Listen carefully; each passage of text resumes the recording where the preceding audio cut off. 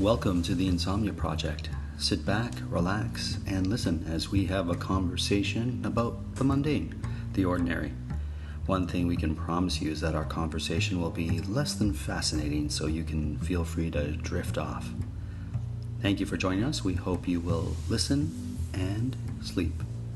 I'm your host, Marco Timpano, and joining me today, I have the great pleasure of having Daniel Barker, my father-in-law, here from Sebastian, Florida. Welcome, Dan.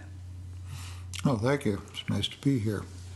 So I wanted to ask you, let's talk about cymbals, because you are probably the person I know who knows the most about cymbals. Perhaps one of the people in this part of the world who knows more about cymbals than anyone else. So let's talk cymbals. Okay. What would you like to know about cymbals? I would like to know what got you into cymbals. Oh, well, that's a bit of a long story. Sure, we've got time. Well, when I was in grade school, I was taking trumpet lessons with my grandfather, who was an old John Philip Sousa bandmaster. And when I would stay over at my grandparents' house, I would go to his rehearsals and watch the band play and watch the drummers. So I liked the drummers. I went over there and they'd give me a pair of sticks and show me a few things, and that got me started on percussion. And the other thing is, my grandparents lived up in Wollaston, Massachusetts. And is that near Boston? That is just south of Boston. Okay. Part of Quincy, Mass. And in the neighborhood that my grandparents lived in, there were a few factories. One of them was the Siljan Cymbal Company. So as time progressed, I lost interest in the trumpet. My grandfather was giving me lessons, and I would play scale after scale after scale. And what happened is the Beatles came along, and I looked up on them, and I said, oh, they got a drummer. Well, I can do that. So off I go, practicing and playing on whatever I get my hands on. Finally, my parents for Christmas got me a little snare drum, and that was my first drum. But my grandfather gave me some sage advice, and what he said, and it always stuck with me. He said, if you're going to play drums, when it comes to cymbals, only play the best, only play Zildjian. Oh. And we used to walk by their factory, and he'd point it out to me and all. And so that always, as a young kid, that stayed in my mind that, that was the only way to go. So I started accumulating drums. I got a bass drum after that. And, my father went out and bought this very, very old trap set. A trap set is just a bass drum, a snare, but you get wood blocks and cowbells and all the other perfunctory percussion. So off I go. Now, what takes place is I'm in a music store and I'm going to buy a cymbal. And even back then they were quite expensive, so I really was pondering, which one. And how old are you at this point? I'm now in high school. Okay. I think I'm a sophomore. So I think that made me 15 or so. And there was a young kid my age in there, and he was picking up this organ, little portable organ that were big at the time. Okay. And we got to talking, and he posted a notice on the board, band looking for drummer. And I said, well, can I audition? And he said, absolutely, come on down, here's the address, etc. So I get down to the audition, and there's a half a dozen drummers there with all their equipment. My equipment was not as good as what they had, but At any rate, everybody does the audition, and I'm waiting in the waiting room, and I'm waiting and I'm waiting. I'm the last one to be auditioned. Right. So here we go. I go in there. I heard all the other drummers, and I thought, well, this is foolish. I'm not going to get anywhere with this. So we knock out a couple of songs, same songs everybody else played, so at least I had some familiarity. Well, they turned to me and said, yeah, you're the one. Wow. So I get in this group. Now, how this relates to my career in cymbals is very simple. The group was quite popular. We made some good money, etc. What was the name of this group? Name of the group was Nobody's Children. Okay. And we were all high school kids. We played together about 3 years, and we played. We were the opening act for a lot of big groups at the time. I see. And all of that. But the important part is I'm getting money. Sure. And I can upgrade my equipment. So I got a loan for $300 from my grandparents, and I buy this beautiful Rogers drum set. Now I think I'm big time. Right. Right? But I'm still playing a couple of cymbals that are minimal. Well, I finally decide I've got to spend the money. I go and I got the best Zildjian cymbals I could get at the time. But in this, I bought an old pair of 13-inch band cymbals from a retired gentleman who had them for years. And on the inside of the cup was this handwriting. So what happens is the Zildjian company moves down to my neighborhood, down to Norwell, Mass, right down the street from me. So I take these old cymbals because I'm curious. I want to know what this all means. Sure. Knock on the door, and I said, well, I've got these old cymbals. Can you tell me what this means? And at that time, the general manager was named Bill Richards, looks at it and goes, oh, that's Arvidas Zildjian's signature.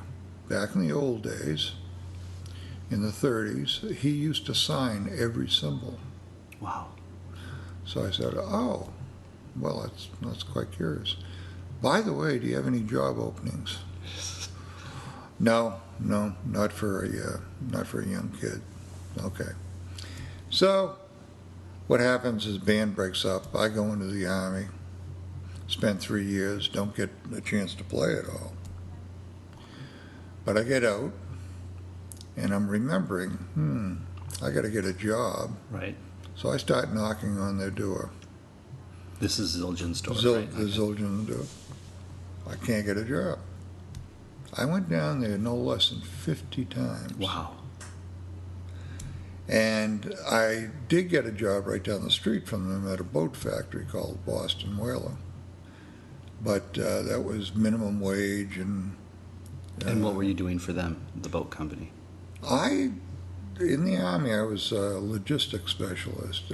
So I got a job starting as a receiver. Okay. All the goods that come into the factory. And then I worked my way up to the shipping room. I see. But I kept going down the street after work, knocking on Zildjian's door. Well, I think they started getting a little comfortable with me. They saw me every week. And one day they invited me in, sat down, we had a little chat, no commitment on anybody's part. And then I got a call, would you mind coming back in? I'd like to introduce you to some more of the people. Sure. Well, long and short of it, I finally get a job. And I decided then and there I wanted to really devote myself to this. I knew I wasn't the greatest drummer in the world. But as my grandfather told me, playing music is a great part-time gig, right? Part-time job. But I said, boy, this is something, because who do you know knows anything about cymbals, right? So I decided I'm going to learn everything I can possibly learn. And that continues to this day. There's not a lot of information, if you will. So what happened is I rose in the ranks there. I was in charge of research and development, quality assurance, all the testing and everything.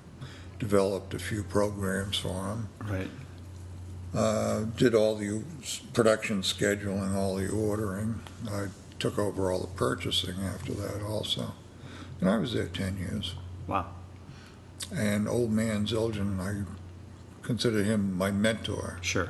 He would come down a couple of times every week and talk to us, talk about the old days, talk about what he used to do before he made cymbals. He was actually a very successful candy maker up in the Boston area.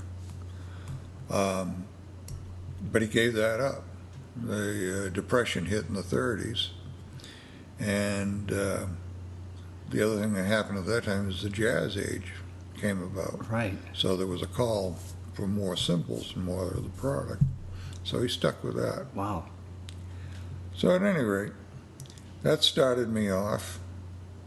After Zildjian passed away, the company went to his two sons, Armand and Bob, who were like oil and water. Oh. One liked to have a good time, play around, etc. And the other was a very straight-ahead businessman type, and that was Bob Zildjian. At any rate, Armand got the controlling interest of the company, being the eldest. Right. And he brought in a new management team, 3 vice presidents and executive vice president. And things changed quite a bit. And finally, I was let go. Okay. So I went out on my own. Now I'm in the music industry. Right. So now I go out on my own, I have a little store, try to do more playing, make some money. And one of the people I used to work with was Bob's assistant. And she came into my store one day. And this was a music store, correct? This was a little music store, okay. Yeah. Right down the street, actually, from where we lived. Right. And at any rate, she came in and we had a nice chat. And next thing I know, I get a call, well, would you come and talk to Bob? Sure. So that started off, and next thing I know, he had a distribution company, and he hired me as general manager to take that over. Oh. And we did Sonora drums and Yamaha guitars and a lot of accessories. But the company was having a real difficult time with it and was in the red, and we had to get that turned around, which we did do. And from there, with my background in manufacturing of cymbals, I was offered a job with Sabian. And that's how we ended up moving up to New Brunswick, I Canada. see, because that's where they're manufactured in New Brunswick. That's where their main plant was, yeah. Wow. So we pack up the family and off we go. Pancetta, mushroom, tortellini. You can eat smart, still fit in your bikini. I ordered Blue Apron, I've been happy ever since. They sent pre-portioned meals, I don't make no measurements. Saute the pancetta, then I add the mushrooms. Large skillet, cause you can't have too much room. Garlic pesto, tomato paste, Calabrian chili, season the taste. Order Blue Apron today. To tip off this NBA season on FanDuel, you can choose your own rewards, which means you can play your game any way you want. I get to choose my rewards? Yep. Great! Now, excuse me while I lock in. All customers choose your own reward right now in the FanDuel app. 21 plus and present in select states. 18 plus in Kentucky. Opt-in required. Rewards are non-withdrawable. Restrictions apply, including bonus and token expiration, leg requirement, and max wager amount. See full terms at FanDuel.com/sportsbook. Gambling problem? Call 1-800-GAMBLER. Both great cymbals. What would be the biggest difference between a Zildjian cymbal and a Sabian cymbal, in your opinion? Well, here another long-winded explanation, I'm afraid. Actually, there was no difference because the Sabian plant started off as a Zildjian plant. So the technology was the same. I see. The product line really was the same when I joined. And one of the things I had to determine is how to differentiate Sabian from Zildjian.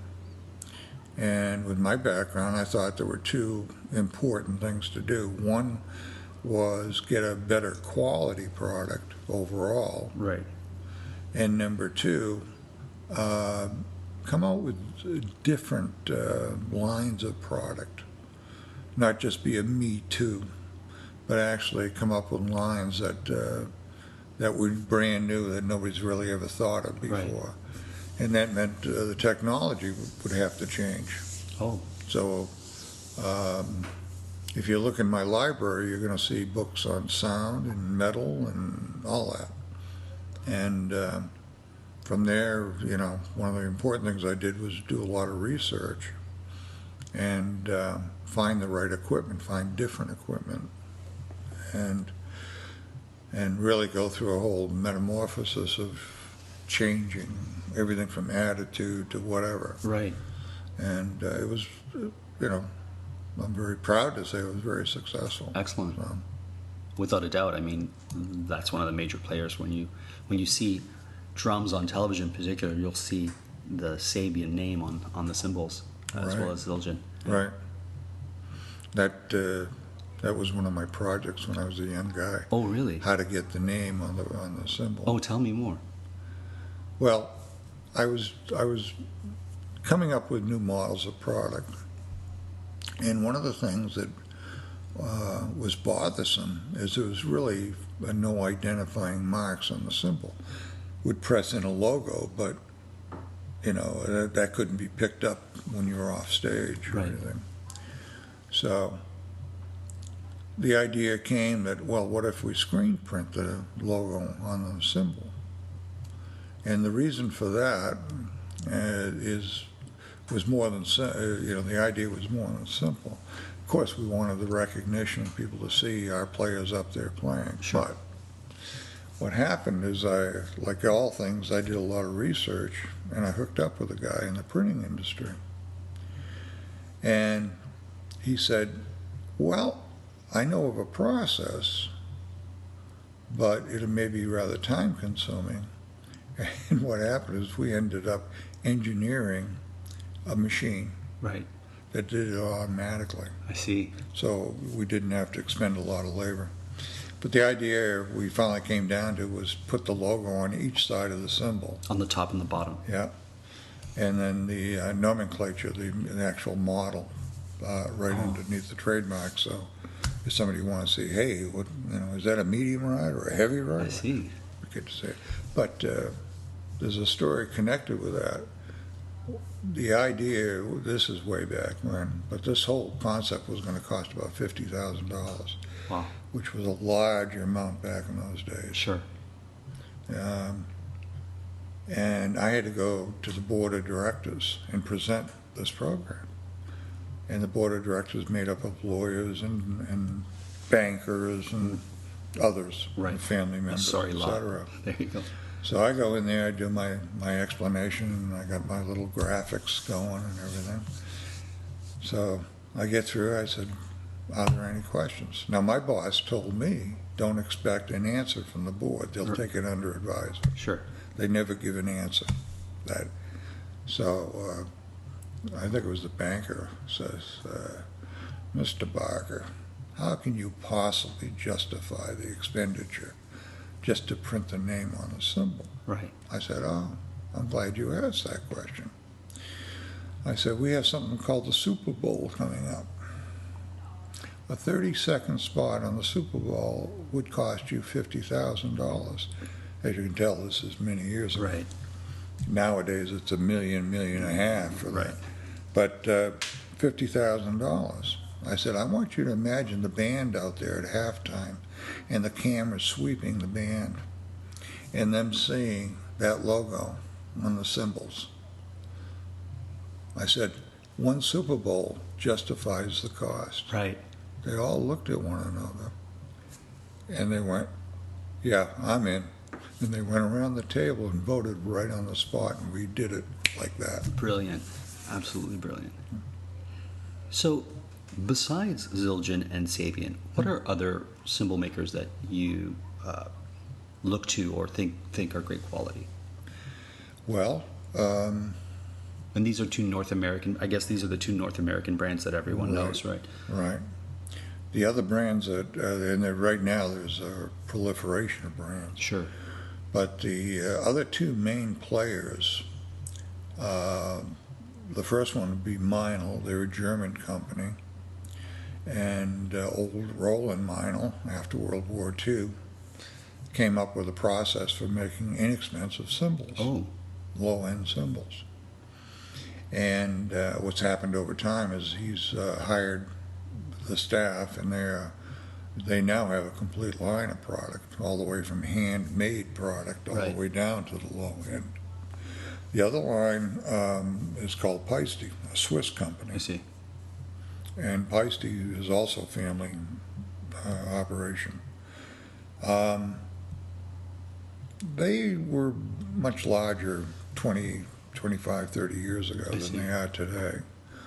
I know they have some collaboration with Yamaha and some other big companies, but it's difficult to find their product in a lot of areas, a lot of markets. Fair enough. After that, the Chinese have come on. The history of cymbals is very unique. You had Near Eastern cymbals, much like the Zildjian cymbals, etc. And then you had the Far East, which would be China, Korea, Indonesia, Thailand, etc. They all made cymbals long, long time ago. The difference is in the Far East, cymbals were very much tied in with religion. Right. And the Buddhist religion and the Japanese Shitsu and some of the others. But they all had these noisemakers, these cymbals. As such, they were, quote unquote, they are tuned very differently. Right. And right now, that's about it. I see. The other thing that has happened is the Turkish companies, Avra Zildjian actually inherited the Turkish formula. I see. But the Turkish factories stayed in operation under the name K Zildjian or Karapi Zildjian. Okay. Avra Zildjian bought them out back around 1976 and brought the family, the Karapi Zildjian family, over to Canada. Oh, I see. And that's one of the reasons the factory is there. However, the factory in Turkey kept going under a different name. And now there's a half a dozen names, Istanbul, and they split up. There's Mehmet Istanbul, there's Agop Istanbul, two gentlemen that were partners that split up. And then there's a half a dozen, very small operations in Turkey. They all do the same thing. Wow. So what is a cymbal made of? Well, a cymbal is made of metal. Normally it's a bronze, although some of the low-end cymbals are brass. The higher the tin content, the better the cymbal. The epitome or the high end would be 80% copper, 20% tin. The Peisty family, and actually Meinl years ago, did up to an 8% tin. Oh. A much different metal. Sure. Nowadays, Meinl does the full range. I see. And if someone's looking for a cymbal, what would you recommend they look out for? What would be a few things, maybe 2 or 3 things that you would say if you're looking for a cymbal? Well, a cymbal is a non-pitched musical instrument. I see. So you're getting a blending of a lot of sound. And what you want is, when you're picking out your cymbals, you want each cymbal to blend in with the other. Sure. Just think of a chord structure on a piano. Okay. And if you haven't, there are certain chords that sound good together, and then there are others that don't. You take A and B as an example, and you get a very raspy type of sound. Sure.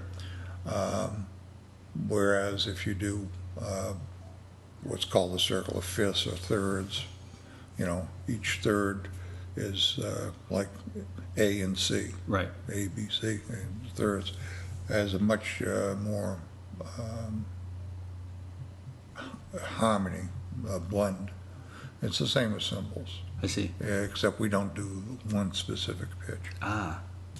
So would it stand to reason then each maker of cymbals would have their own sort of unique quality or feel to them?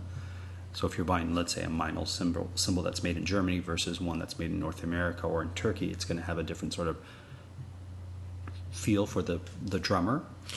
Yeah, and many drummers would prefer, say, a ride cymbal from one company and crashes from another. Oh, so you could have hi-hats from a third. I mean, they might mix them all up. I didn't realize that. So you could have in your drum set many different brands of cymbals that you're using for different purposes or different sounds. Yeah. Oh, fascinating. And what about those cymbals that have the holes in them? I've always sort of seen them sort of in your catalogs and always wondered, what are those cymbals? They have it looks like cutout circles in them. Oh, there's another funny story. What that does, basically, a cymbal is a plate and it vibrates. Sure. And so when it vibrates, there's two ways in which it vibrates. One is in concentric circles. Sure. And the other is very similar to a bicycle spoke wheel. It goes into the center, then back out, back in, back out. By putting those circles there, you're cutting off a certain amount of those vibrational patterns. Right. And it gives you a raspier sound, a shorter sound. It won't last as long. Okay. And a lot of guys like that because it's just a quick. I see. I just woke somebody up. Maybe you did. But, anyways, there you go. That's the purpose. But the way that came about, we were experimenting. What to do? What do you do with a bad cymbal? Well, we cut it up and we remelt it. Sure. Well, a lot of labor there. Right. Is there another value? Then somebody asked me for bronze jingles for a tambourine.